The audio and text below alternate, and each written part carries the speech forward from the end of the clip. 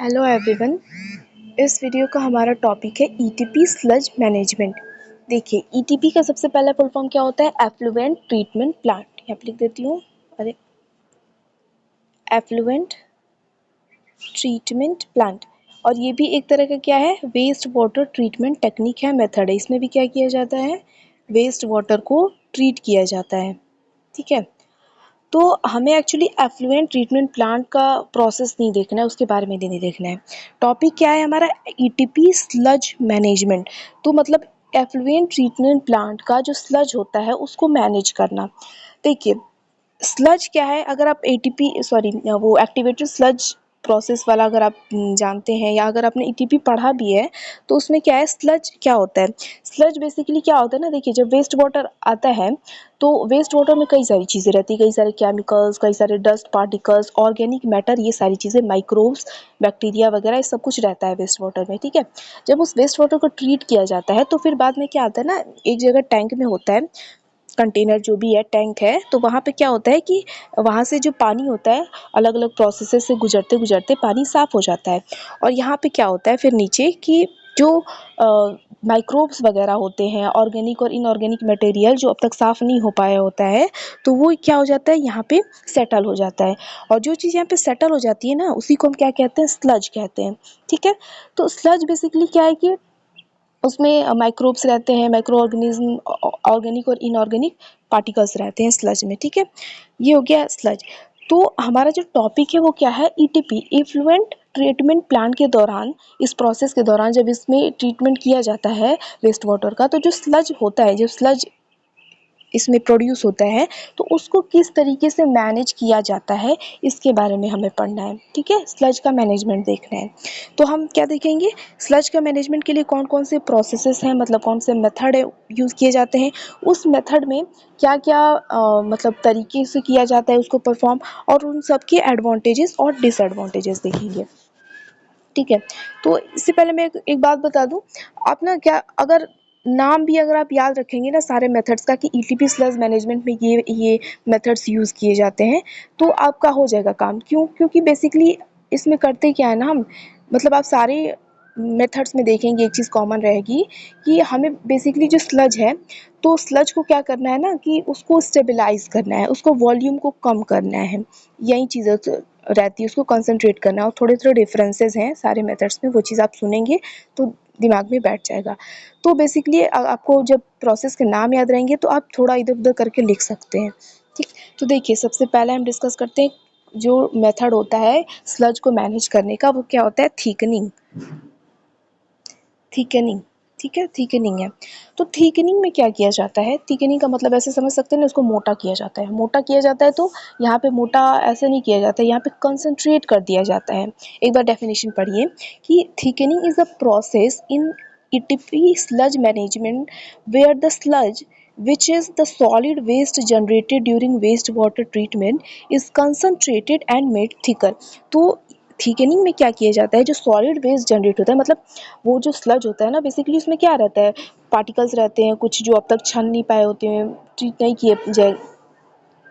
नहीं हो पाए होते हैं, जो इनऑर्गेनिक या ऑर्गेनिक मैटर और माइक्रोब्स उसमें होते हैं, तो थोड़ा सॉलिड टाइप का होता है, तभी तो वो नीचे सेटल होता है। तो उसको क्या किया जाता है ना, कंसंट्रेट किया जाता है उसको, और थिकर बना दिया जाता है इस मेथड में, और इसीलिए इसका नाम क्या है? थिकनिंग है। अब ये किया क्यों जाता है? वो जो कंसंट्रेटेड बना दिया जाता है स्लज को, तो इससे होता क्या है, क्यों किया जाता है? तो to reduce the volume of sludge, उस स्लज की वॉल्यूम को रिड्यूस कर देना, स्लज को वॉल्यूम को रिड्यूस करना। और इससे क्या होगा? Making it easier and more cost effective to handle and dispose. तो देखिए क्या होता है कि हमारा जो स्लज है, स्लज थोड़ा सॉलिड टाइप का है, थोड़ा गीला होगा, आप समझ रहे हैं? जैसे, क्योंकि वो वेस्ट वाटर है, पूरा का पूरा पानी है उसमें, और पानी में मिट्टी है। ठीक है, तो वो कितना भी सूखा होगा तभी भी थोड़ा गीला के जैसा ही होगा ना। तो इससे क्या होता है, जब उसकी थिकनिंग कर दी जाती है, मतलब उसको कंसंट्रेट कर दिया जाता है, जो सॉलिड है हमारा, अब एकदम सॉलिड ऐसा पत्थर की तरह नहीं हो जाता, एकदम थोड़ा गीला है, आप इमेजिन कीजिए। तो क्या होता है ना, उसको थिकनिंग किया जाता है, मतलब उसको कंसंट्रेट कर दिया जाता है। जैसे मैं क्या बताऊँ, मान लीजिए घोल है, घोल से थोड़ा नहीं, वो आटा होता है ना, आटा में तो वो वाली जो कंसिस्टेंसी आएगी, अगर आप उसको कंसंट्रेट करेंगे, मतलब उसमें और आटा मिला देंगे, तो वो क्या हो जाएगा, थोड़ा और गाढ़ा हो जाएगा, ठीक है, और बढ़ाते जाएंगे तो और गाढ़ा हो जाएगा। तो ऐसा ही कुछ इमेजिन कीजिए थिकनिंग प्रोसेस में भी होता है। तो जो बाद में जब उसको कंसंट्रेट कर दिया जाएगा तो वो थोड़ा-सा थिक हो जाएगा, और यही होता है थिकनिंग प्रोसेस। अब ये थिकनिंग प्रोसेस कर क्यों किया जाता है, और जब ये हो जाता है तो इसका फ़ायदा क्या होता है कि जो वॉल्यूम है स्लज का वो डिक्रीज़ हो जाता है, कम हो जाता है। और जब उसका वॉल्यूम कम हो जाता है तो उसको हैंडल करने में, उसको ट्रांसपोर्ट करने में ईज़ी होता है, ठीक है? और उसको डिस्पोज़ करने में भी आसानी होगा। आप खुद ही सोचिए कि वो आटे का घोल है, उसको अगर आप हाथ में लें तो उसको हैंडल करना ठीक रहेगा, कि अगर जो थिक है, थोड़ा कंसंट्रेटेड है, उसको आसानी रहेगा। और वॉल्यूम कौन लेगा, जो मान लीजिए हमारा जो ये है स्लज है, वो जब उस गीला है, थोड़ा घोल की तरह है, तो इतना जगह ले रहा है, वो वॉल्यूम ले रहा है। वहीं जब कंसंट्रेटेड होगा तो इतना जगह ले रहा है, तो जगह जो है, वॉल्यूम जो है वो डिक्रीज़ हो जाती है। इससे क्या हो जाता है, तो हैंडल करने में भी आसानी होती है, अगर इसको हमें डिस्पोज़ कर देना है तभी भी आसानी होती है। और थिकनिंग का यही हमें क्या मिलता है, फ़ायदा मिलता है, ठीक है। कॉस्ट इफ़ेक्टिव भी होता है, तो कॉस्ट इफ़ेक्टिव भी इसी कॉन्सेप्ट में होता है कि उसको अगर हमें दूसरी जगह ट्रांसपोर्ट करना है तो वो थोड़ा कंसंट्रेटेड है, तो ट्रांसपोर्टेशन में भी आसानी मिलेगी, या फिर हम आस-पास भी डिस्पोज़ कर सकते हैं तो उसका भी खर्चा नहीं आएगा, ठीक। तो ये होता है थिकनिंग। अब जो थिकनिंग है वो कई तरीकों से हो सकती है, जैसे ग्रेविटी थिकनिंग, सेंट्रीफ्यूगेशन के द्वारा की जा सकती है, और कुछ स्पेशलाइज्ड मशीन्स, इक्विपमेंट के द्वारा ये प्रोसेस किया जाता है। उसको कंसंट्रेटेड और थिक बनाया जाता है स्लज को, ठीक। तो by thickening the sludge it becomes more manageable for further treatment और for disposal methods like land filling और इंसिनरेशन।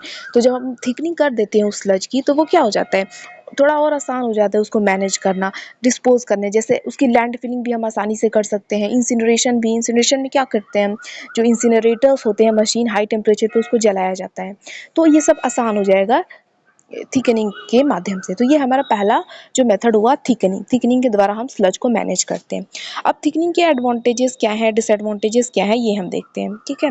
तो देखिए सबसे पहला तो एडवांसेस, तो रिड्यूस एडवांटेज क्या हो गया, रिड्यूस वॉल्यूम, जो उसका वॉल्यूम होता है वो रिड्यूस हो जाती है, ठीक है। तो इसको हैंडल करना और ट्रांसपोर्ट करना आसान हो जाता है। उसके बाद होता है कॉस्ट इफेक्टिव, तो जब इसका वॉल्यूम रिड्यूस हो जाता है तो थिकनिंग की वजह से जो स्लज डिस्पोजल का अलग-अलग मेथड है, मान लीजिए अब उसको उतना ज़्यादा कंसंट्रेटेड नहीं रहेगा तो हमें दूसरा डिस्पोजल का मेथड अपनाना पड़ेगा, जो हो सकता है कि ज़्यादा कॉस्टली हो, तो ये कॉस्ट भी बचाता है थिकनिंग। उसके बाद होता है इम्प्रूव डी वाटरिंग। तो डी वाटरिंग एक मेथड है जो अभी हम देखेंगे, जिसमें हम एक्चुअली वाटर जितना हो सके उतना रिड्यूस कर देते हैं, निकाल देते हैं उस स्लज में से। तो इससे क्या होता है कि थिकनिंग के कारण वाटरिंग जो हमारा प्रोसेस है वो भी आसानी से हो पाता है, ठीक है। उसके बाद होता है इनहेंस ट्रीटमेंट एफिशिएंसी, तो ट्रीटमेंट एफिशिएंसी भी बढ़ जाती है, ठीक है। इसको ये सब क्या है, एडवांटेजेस है थिकनिंग के। अब डिसएडवांटेज की बात करते हैं कि डिसएडवांटेजेस क्या-क्या हैं इस मेथड के। तो पहला है इंक्रीज्ड एनर्जी कंजप्शन। तो एनर्जी कंजप्शन क्या होता है, थिकनिंग प्रोसेस के दौरान एनर्जी, हमें एडिशनल एनर्जी लगानी पड़ती है। इक्विपमेंट ऑपरेशन, मतलब जो मशीन्स होती हैं उनको ऑपरेट करने के लिए, जैसे हमने देखा ना ग्रेविटी थिकनिंग का यूज़ किया जाता है, कुछ अलग मशीन्स का यूज़ किया जाता है, तो एनर्जी लगती है इसमें। तो इससे क्या होता है, एनर्जी कंजप्शन बढ़ जाता है, तो ये एक इसका डिसएडवांटेज है। उसके बाद दूसरा है इक्विपमेंट एंड मेंटेनेंस कॉस्ट। तो थिकनिंग प्रोसेस में जो हम मशीन्स या फिर जो भी इक्विपमेंट्स यूज़ कर रहे हैं, तो उनके मेंटेनेंस में मान लीजिए कोई ख़राबी आ गया तो मेंटेनेंस में, और जो ओवरऑल ऑपरेशन भी है उसका, इसमें क्या होता है, कॉस्ट आता है, खर्चा आता है, ठीक। उसके बाद है पोटेंशियल ऑर्डर इशू। तो थिकेंड स्लज जो होता है वो उसमें हायर कंसंट्रेशन होता है, क्या कहते हैं, ऑर्गेनिक मैटर का, इससे क्या हो सकती है, अनप्लीजेंट स्मेल आ सकती है, बदबू आ सकती है, ठीक है, अगर उसको प्रॉपरली मैनेज नहीं किया जाता है तो ये भी एक इसका डिसएडवांटेज हुआ। उसके बाद है लिमिटेड एप्लीकेबिलिटी। तो क्या होता है, ये जो थिकनिंग प्रोसेस है ना, ये हर तरह की स्लज के लिए नहीं है, इसकी एप्लीकेबिलिटी लिमिटेड है, आप हर तरह के स्लज को कंसंट्रेट नहीं कर सकते इसके माध्यम से, तो एप्लीकेबिलिटी इसकी लिमिटेड है। हमें दूसरा कुछ मेथड यूज़ करना पड़ेगा अगर डिफरेंट डिफरेंट तरह के स्लज मिल रहे हैं तो। तो ये हो गया एडवांटेज डिसएडवांटेज, ये हमारा पहला मेथड था। अब दूसरा मेथड क्या है, डी वाटरिंग। तो डी वाटरिंग क्या है, वाटरिंग मतलब पानी और डी मतलब रिमूव करना, तो पानी को रिमूव करना स्लज में से जितना ज़्यादा मतलब जितना पॉसिबल हो सके उतना पानी रिमूव कर देना उस स्लज में से, इसी चीज़ को क्या कहते हैं, डी वाटरिंग कहते हैं। तो dewatering involves removing as much water as possible from the sludge to reduce its volume and make it easier to handle and dispose. तो जितना पॉसिबल हो सके उतना ज़्यादा उसमें से पानी निकाल लेना ताकि हम उसकी वॉल्यूम को कम कर सकें और ताकि वो हैंडल करने के लिए ईजी हो जाए। जैसे मैंने कहा ना कि मेन एम हमारे यही कि वॉल्यूम कम हो जाए, हैंडल करना ईजी हो, डिस्पोज करना ईजी हो, यही सारे मेथड्स का ही तो ये डी वाटरिंग होता है। अब मेथड क्या क्या है डी वाटरिंग को किन किन तरीकों से परफॉर्म किया जाता है। तो पहला है मैकेनिकल मेथड। तो मैकेनिकल मेथड में क्या होता है, मशीन्स का यूज़ किया जाता है, कुछ इक्विपमेंट्स है उनका यूज़ किया जाता है, जैसे belt presses, filter presses, centrifuge, ये सारी चीज़ों का यूज़ किया जाता है उस स्लज में से वाटर को रिमूव करने के लिए। और ये जो मेथड्स होते हैं ये क्या करते हैं, प्रेशर अप्लाई करते हैं या फिर सेंट्रीफ्यूगल फोर्स, सेंट्रीफ्यूज का आप यूज़ करेंगे तो सेंट्रीफ्यूगल फोर्स लगेगा, तो या तो प्रेशर या फिर सेंट्रीफ्यूगल फोर्स का यूज़ होता है उस स्लज में से वाटर को रिमूव करने के लिए। तो ये पहला हुआ मैकेनिकल मेथड, ठीक है। उसके बाद है पॉलीमर एडिशन। तो पॉलीमर एडिशन में क्या होता है कि पॉलीमर्स, जिसको हम फ्लोक्यूलेंट्स के नाम से भी जानते हैं, इनको ऐड कर दिया जाता है उस स्लज में। और जब उस स्लज में ऐड कर दिया जाता है तो डी वाटरिंग की कैपेसिटी जो है ना, मतलब एफिशिएंसी, वो बढ़ जाती है। होता क्या है कि जब उस स्लज में आप इन केमिकल्स को यूज़ करते हो, कुछ स्पेसिफिक पॉलीमर्स होते हैं, जब उनको यूज़ किया जाता है तो जो पार्टिकल्स होते हैं ना इस स्लज में, वो क्या कर देते हैं ना, कंबाइन कर जाते हैं एक दूसरे के साथ और कंबाइन करके एक जगह सेटल हो जाएंगे, तो पानी ऊपर आ जाएगा और नीचे जो पार्टिकल सेटल हो गए हैं वो नीचे आ जाएंगे, तो पानी को निकाल दिया जाएगा और पार्टिकल्स को फिर अलग कर लिया जाएगा। तो ये पॉलीमर एडिशन होता है मेथड। उसके बाद ड्राइंग बेड्स मेथड है एक हमारा। तो इसमें क्या होता है कि स्लज को क्या कर दिया जाता है ना कि ड्राइंग बेड्स बनाए जाते हैं, ठीक है, और उनको ऐसे रख दिया जाता है बाहर, ठीक, फैला दिया जाता है उस पे। तो समय के साथ क्या हो जाता है, वो इवेपोरेट होता रहता है हवा और सनलाइट के कारण। तो इसे ड्राइंग बेड इसको हम कहते हैं, ठीक है। लेकिन ये वाला जो मेथड है ये बस कुछ ही टाइप के स्लज के लिए है, हर तरह का स्लज आप हवा में और इवेपोरेशन के माध्यम से उसको डीवाटर नहीं कर सकते हैं, ठीक है। उसके बाद है थर्मल ड्राइंग। थर्मल ड्राइंग में क्या होता है कि for large scale operations thermal drying methods like fluidised bed dryers और rotary dryers may be used to evaporate the water from the sludge using heat। तो इसमें लार्ज स्केल ऑपरेशन, जब बहुत ज़्यादा मात्रा में स्लज का ट्रीटमेंट करना होता है तो थर्मल ड्राइंग मेथड्स का यूज़ होता है। इसमें स्पेशलाइज्ड जो मशीन्स है उनका यूज़ किया जाता है, फ्लूइडाइज्ड बेड ड्रायर्स हो गया, रोटरी ड्रायर्स हो गए, इनका यूज़ किया जाता है और वाटर को इवेपोरेट कराया जाता है हीट की मदद से, ठीक है। एक्सटर्नल हीट दी जाती है और उससे क्या किया जाता है, इवेपोरेट कराया जाता है। तो ये सारे कुछ मेथड्स है जिससे हम क्या करते हैं, उस स्लज में से डी वाटरिंग करते हैं, वाटर को रिमूव कर देते हैं, ठीक। अब एडवांटेजेस और डिसएडवांटेजेस देखते हैं कि डी वाटरिंग का क्या एडवांटेज है और डिसएडवांटेज है। तो पहला देखिए, volume reduction for easier transportation and disposal. जब हम उसमें से वाटर रिमूव कर देते हैं तो वॉल्यूम क्या हो जाता है, रिड्यूस हो जाता है और ट्रांसपोर्टेशन में, डिस्पोजल में, हैंडलिंग में आसानी होती है। उसके बाद improved handling and processing efficiency. Handling भी ईजी हो जाती है और प्रोसेसिंग की इफिशियंसी भी बढ़ जाती है। उसके बाद increase solids concentration for more effective down stream treatment. तो जो सॉलिड कंसंट्रेशन होता है, जब हम उसको कंसंट्रेट कर देते हैं, वाटर निकाल देते हैं उसमें से, तो जो डाउन स्ट्रीम ट्रीटमेंट है इसकी एफिशिएंसी बढ़ जाती है। उसके बाद है पोटेंशियल रिसोर्स रिकवरी और वैल्यूएबल मटेरियल्स। अगर उसमें कुछ हमें वैल्यूएबल मटेरियल रहेगा, कुछ ऐसा चीज़, इंपॉर्टेंट चीज़ रहेगा, तो वो भी चीज़ हम गेन कर सकते हैं, या तो उस वाटर से या फिर उस जो स्लज हमने डी वाटर किया है उससे। उसके बाद enhanced sludge stability and reduced order. तो जो स्लज होता है वो स्टेबलाइज हो जाता है, स्टेबल हो जाता है और ऑर्डर भी रिड्यूस होता है, कोई अनप्लीजेंट स्मेल भी नहीं आती है। तो ये सारे कुछ एडवांटेजेस हैं इसके। अब डिसएडवांटेजेस की बात करें तो इक्विपमेंट एंड ऑपरेशनल कॉस्ट है, जो भी इक्विपमेंट है उसको ऑपरेट करने का खर्चा आता है वो है। उसके बाद है energy consumption for certain D watering method. कुछ डी वाटरिंग मेथड्स में एनर्जी कंजप्शन ज़्यादा होता है। उसके बाद है chemical uses and potential environmental consideration. क्योंकि हम इसमें पॉलीमर्स वगैरह यूज़ करते हैं, केमिकल्स यूज़ करते हैं उन पार्टिकल्स को बाइंड करने के लिए कुछ मेथड्स में, तो इनसे क्या होता है कि केमिकल के यूज़ होने से एनवायरमेंटल जो हमारे कंसिडरेशन उस पर थोड़ा हार्म होता है। उसके बाद effectiveness can very based on sludge characteristic. जो इफेक्टिवनेस है इन मेथड की, जी वाटरिंग का जो भी मेथड हम यूज़ कर रहे हैं, तो अलग अलग तरह का अगर स्लज है तो वो ज़रूरी नहीं है कि हर स्लज में वो इफेक्टिव ही हो। तो इफेक्टिवनेस क्या हो सकती है, वेरी कर सकती है, चेंज कर सकती है। उसके बाद है proper management and disposal of D water sludge required. और प्रॉपर मैनेजमेंट चाहिए होता है, अच्छे से डिस्पोजल चाहिए होता है, नहीं तो हमें कुछ नेगेटिव इम्पैक्ट देखने को मिल सकते हैं। ठीक है, तो ये हो गया हमारा डिसएडवांटेज डी वाटरिंग मेथड का। तो ये दूसरा हमारा मेथड था। अब तीसरा जो मेथड है वो स्टेबिलाइजेशन है। तो स्टेबिलाइजेशन में क्या होता है कि इसमें क्या किया जाता है, stabilisation reduces the organic content of the sludge.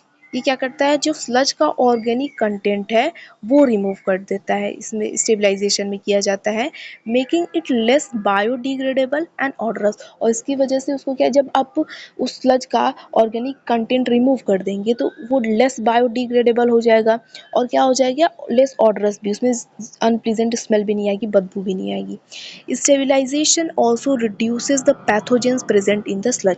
Stabilisation के माध्यम से जब आप उसका ऑर्गेनिक कंटेंट रिमूव कर देते हैं तो उसमें से पैथोजन जो होते हैं वो भी रिमूव हो जाते हैं, क्योंकि आप ऑर्गेनिक मैटर हटा देंगे तो माइक्रोब्स भी वहाँ पे आएंगे नहीं। ठीक है, making it safer for disposal और रीयूज। और इससे क्या होता है, वो सेफ रहता है, क्योंकि पैथोजेंस रहते नहीं है, तो रीयूज़ के लिए फिर से अगर आप उस स्लज को दोबारा यूज़ करना चाहते हैं या फिर डिस्पोज कर देना चाहते हैं एनवायरनमेंट में, तो वो सेफ रहता है, क्योंकि उसमें क्या होता है, पैथोजेंस नहीं होते हैं। ठीक है, तो ये स्टेबिलाइजेशन प्रोसेस होता है जिसमें ऑर्गेनिक कंटेंट को क्या किया जाता है, रिड्यूस किया जाता है। ठीक है, जितना हो सके उतना रिड्यूस किया जाता है। ठीक, अब स्टेबिलाइजेशन किन किन तरीक़ों से किया जाता है, तो पहला तरीका क्या है, एनएरोबिक डाइजेशन। तो एनएरोबिक मतलब आप समझ रहे हैं कि ऑक्सीजन के एब्सेंस में जो ऑर्गेनिक मैटर का क्या करवाया जाता है, ब्रेक डाउन करवाया जाता है, तो वो होता है एनएरोबिक डाइजेशन।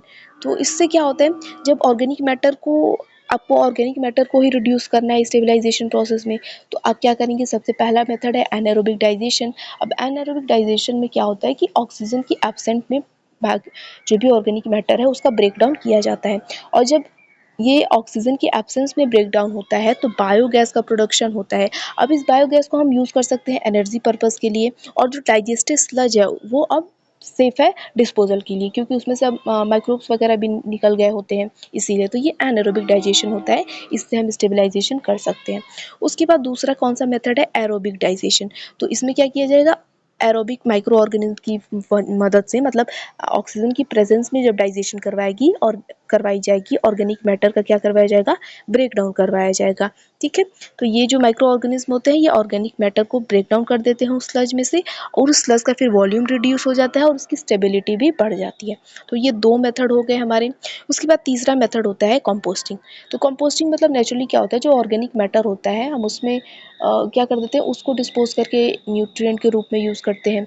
तो इसमें क्या होता है ना कि composting involves mixing the sludge with organic materials. तो कंपोस्टिंग में क्या किया जाता है, जो स्लज होता है अब हम उसमें ऑर्गेनिक मटेरियल मिला देते हैं, जैसे कि वुड चिप हो गया या फिर स्ट्रॉ हो गया, ताकि क्या हो जाए, एक कंट्रोल्ड एनवायरनमेंट बन जाए डिकम्पोजिशन के लिए, कि अगर जितना ऑर्गेनिक मैटर रहेगा तो जो माइक्रो ऑर्गेनिज्म है वो वहाँ पे पहुँच जाएंगे, फिर माइक्रो ऑर्गेनिज्म आएंगे तो उस ऑर्गेनिक मैटर को क्या कर सकते हैं, डिकम्पोज कर सकते हैं।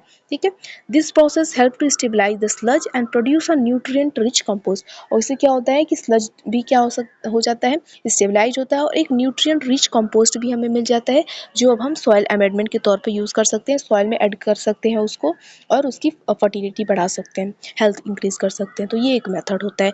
उसके बाद होता है लाइम स्टेबिलाइजेशन। तो लाइम स्टेबिलाइजेशन में क्या होता है कि lime is added to the sludge to raise its pH level which helps to kill pathogens and stabilise the sludge. तो स्लज में लाइम को ऐड किया जाता है ताकि उसका पीएच लेवल बढ़ जाए। अब जब उसका पीएच लेवल बढ़ जाता है तो जो पैथोजेंस होते हैं वो मर जाते हैं। ठीक, और स्टेबलाइज जो स्लज होता है वो स्टेबल हो जाता है, स्टेबलाइज हो जाता है। Lime stabilisation also reduces odour and improves the dewatering properties of the sludge. तो लाइम स्टेबलाइजेशन से क्या होता है, जो ऑर्डर होती है वो भी रिड्यूस हो जाती है उस स्लज की, और जो डी वाटरिंग प्रॉपर्टीज़ हैं वो भी इम्प्रूव हो जाती हैं स्लज की। तो ये सारे कुछ मेथड्स हैं स्टेबलाइजेशन के। ठीक है, anaerobic digestion, aerobic digestion, composting और लाइम स्टेबलाइजेशन। अब हम एडवांटेजेस और डिसएडवांटेज देखते हैं कि स्टेबलाइजेशन का क्या फ़ायदा नुकसान है। तो देखिए, पहला है pathogens reduction and improve safety, क्योंकि पैथोजेंस मर जाते हैं तो पैथोजन रिड्यूस हो जाते हैं और सेफ्टी होती है एनवायरनमेंट के लिए भी। उसके बाद order control for a better working environment, तो ऑर्डर नहीं आता है अपने मोस्टली मेथड्स में, हमने देखा कि ऑर्डर रिड्यूस होता है तो ऑर्डर कंट्रोल हो जाता है, तो जो वर्किंग एनवायरनमेंट है वो थोड़ा बेटर रहता है। ठीक है, अब जो लोग वहाँ पे काम कर रहे हैं, अगर कोई अनप्लीजेंट स्मेल नहीं आएगी तो वो क्या होगा, एक अच्छा सा इन्वायरमेंट में अपना काम कर सकते हैं। उसके बाद है वॉल्यूम रिडक्शन, तो होता ही है, तो इससे क्या होता है, हैंडलिंग और डिस्पोजल आसानी से किया जा सकता है। उसके बाद resource recovery opportunity such as biogas and compost, इसमें हमें क्या होता है, कंपोस्ट भी मिल जाता है और बायोगैस भी प्रोड्यूस हो जाती है, तो इससे हम क्या सकते हैं, रिसोर्सेज को रिकवर करने की हमें अपॉर्चुनिटी मिल जाती है। ठीक है, उसके बाद है minimises environmental impact by reducing pollutants and pathogens, तो एनवायरनमेंट पे नेगेटिव इम्पैक्ट जो पड़ता है उसको भी ये मिनिमाइज करता है, कम करता है, पॉल्यूटेंट्स को रिड्यूस करके, पैथोजेंस के मार करके। तो ये सारे एडवांटेजेस है स्टेबलाइजेशन के। अब डिसएडवांटेजेस देखिए कि नुकसान क्या है इसके, तो देखिए एनर्जी और रिसोर्सेज चाहिए इम्प्लीमेंटेशन के लिए, मतलब कंपोस्टिंग में आपने देखा कि आपको ऑर्गेनिक मैटर ऐड करने की ज़रूरत है, तो एनर्जी भी चाहिए और रिसोर्सेज भी चाहिए। उसके बाद सब मेथड्स में है high capital and operation cost, तो कुछ मेथड्स में क्या है, बहुत ज़्यादा पैसा लग सकता है, भाई ऑपरेशन भी कॉस्ट आएगा और कैपिटल पैसा लगेगा, तो ज़्यादा पैसा लगेगा, खर्चा करवा देता है ये। उसके बाद है certain stabilisation method have specific requirements और लिमिटेशन, तो कुछ जो मेथड्स होती हैं उनकी कुछ स्पेसिफिक रिक्वायरमेंट होती है और लिमिटेशन होती है, आप हर तरह के स्लज को नहीं ट्रीट कर सकते हैं इससे। उसके बाद आता है इफेक्टिवनेस ऑफ स्टेबलाइजेशन मेथड में very depending on the sludge composition, वही पॉइंट है कि जो स्लज इफेक्टिवनेस जो है स्टेबलाइजेशन मेथड की, वो हर तरह की स्लज के लिए सेम नहीं है, स्लज का अगर कंपोजिशन चेंज हो रहा है तो इफेक्टिवनेस भी चेंज होगी। उसके बाद है proper monitoring and maintenance are necessary to ensure the desired outcomes, अगर आप चाहते हैं कि बढ़िया से स्लज ट्रीटमेंट हो तो प्रॉपर मेंटेनेंस और मॉनिटरिंग ज़रूरी होती है। ठीक, थोड़ा इधर उधर गड़बड़ हुआ तो इफेक्टिव आपका डिजायर्ड आउटकम रिजल्ट नहीं आ पाएगा। तो ये सारे कुछ मेथड्स हैं हमारे क्या, स्टेबिलाइज सॉरी क्या कहते हैं, ईटीपी स्लज मैनेजमेंट की। इसके अलावा और भी कुछ मेथड्स हैं, जैसे ड्राइंग है, देखिए नेक्स्ट क्या है, in drying involves removing moisture from the sludge to reduce its volume and improve its stability, तो ड्राइंग का मतलब क्या होता है, सुखाना, तो इसमें जो स्लज को क्या किया जाता है, स्लज जो होता है उसमें से मॉइस्चर को रिमूव कर दिया जाता है, नमी को रिमूव कर दिया जाता है, ताकि पहला तो वो वॉल्यूम उसका क्या हो, रिड्यूस हो जाए और उसकी स्टेबिलिटी भी बढ़ जाए।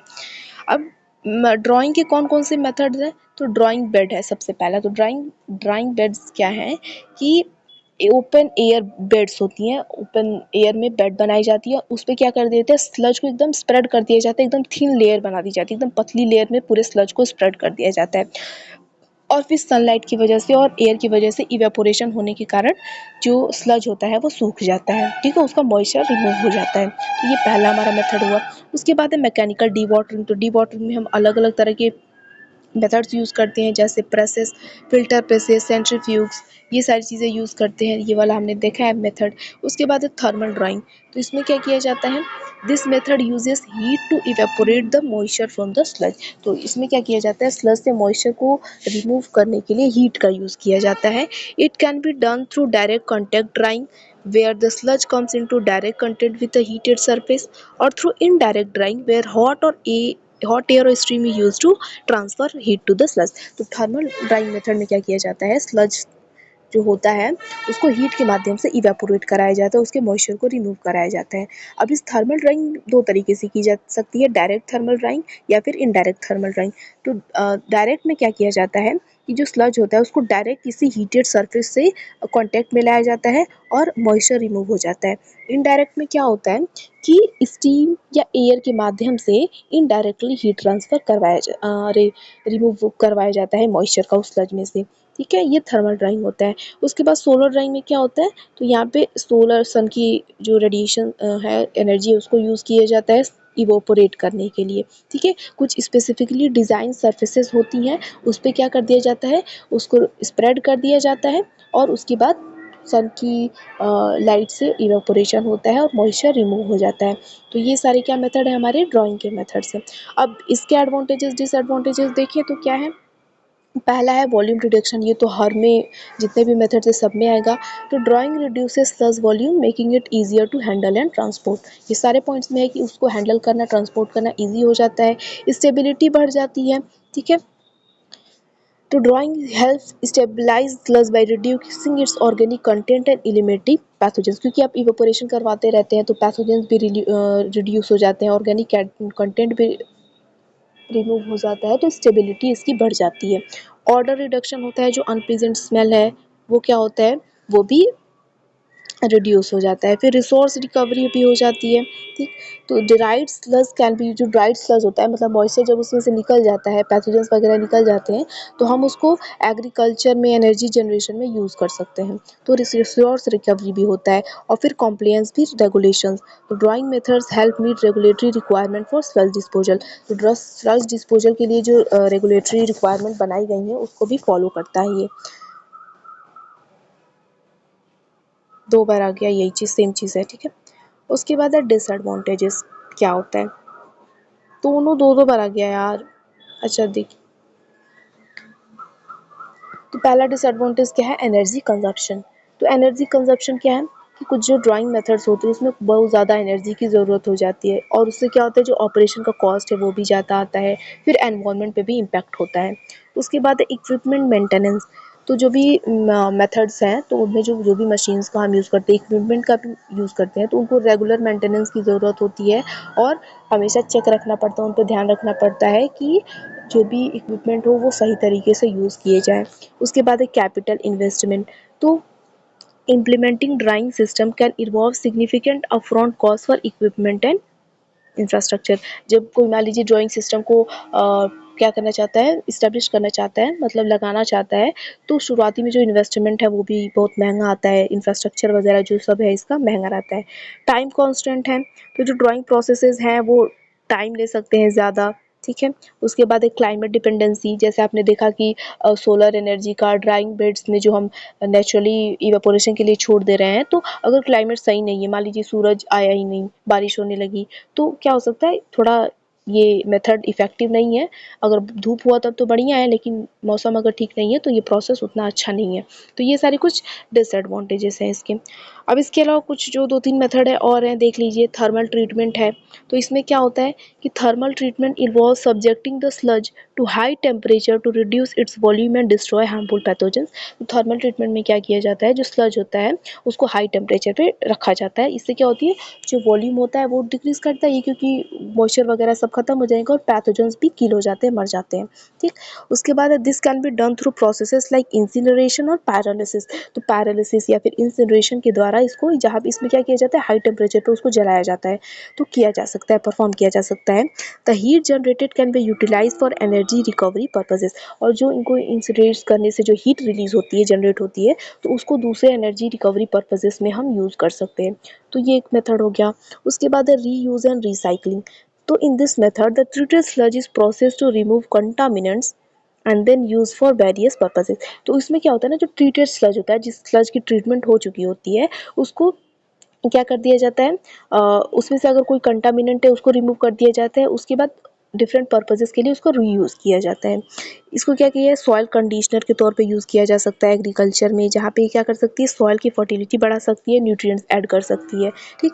उसके अलावा sludge can be used in the production of construction material. ये जो स्लज है जिसको प्रोसेस कर दिया गया है, ट्रीट कर दिया गया है, तो उसको कंस्ट्रक्शन मटेरियल में ब्रिक्स के तौर पे या फिर कोई और मैन्युफैक्चरिंग में एक कंपोनेंट के तौर पे यूज़ किया जा सकता है। तो इसका रीयूज़ और रिसाइकलिंग हो गया। उसके बाद है लैंड फिलिंग।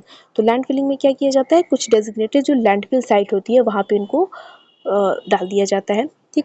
तो the sludge is carefully deposited in engineered cells and covered with layer of soil or other material to minimize environmental impact। क्या कर दिया जाता है, लैंड फिलिंग में जो वेस्ट हम वेस्ट जो मैनेजमेंट करते हैं वो भी इसमें क्या करते हैं, गड्ढे बना दिए जाते हैं, ठीक है। और उसके बाद जो भी स्लज है वो डाल दिया जाता है, फिर मिट्टी से इसको कवर कर दिया जाता है ताकि एनवायरनमेंट पे कोई असर ना हो। Proper landfill management is crucial to prevent contamination of soil and ground water. और ये भी ध्यान रखना है कि जो लैंडफिल मैनेजमेंट है वो प्रॉपर तरीके से हो, क्योंकि अगर प्रॉपर तरीके से नहीं की जाएगी तो सॉइल और ग्राउंड वाटर, नीचे जो है ग्राउंड वाटर, वहाँ पे भी ये कंटामिनेशन फैला सकता है। तो ये सारे कुछ हमारे मेथड्स हैं जो कि यूज़ किए जाते हैं, सॉरी हाँ, यूज़ किए जाते हैं ईटीपी मैनेजमेंट में, ठीक, ईटीपी स्लज मैनेजमेंट में।